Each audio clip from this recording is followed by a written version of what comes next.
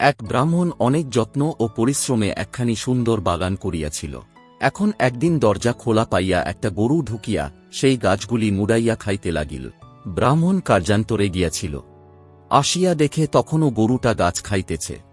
বিষম কোপে তাড়া করিয়া সেটাকে যেমন এক ঘা লাঠি মারিয়াছে, আর অমনি মর্মস্থানে আঘাত লাগায় গরুটা মরিয়া গেল।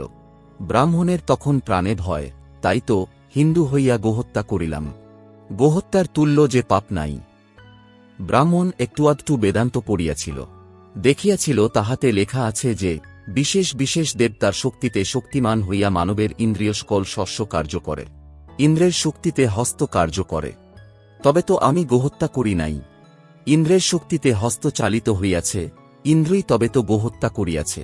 ইন্দ্র মানবরূপ ধারণ করিয়া ব্রাহ্মণের উদ্যানের ভিতর প্রবেশ করিলেন।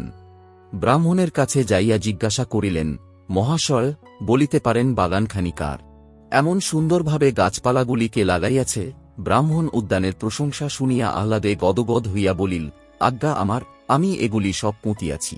এই বলিয়া উদ্যান সম্বন্ধে নানা কথা বলিতে বলিতে মৃত গরুটা যথায় পড়িয়াছিল তথায় আসিয়া উপস্থিত হইল।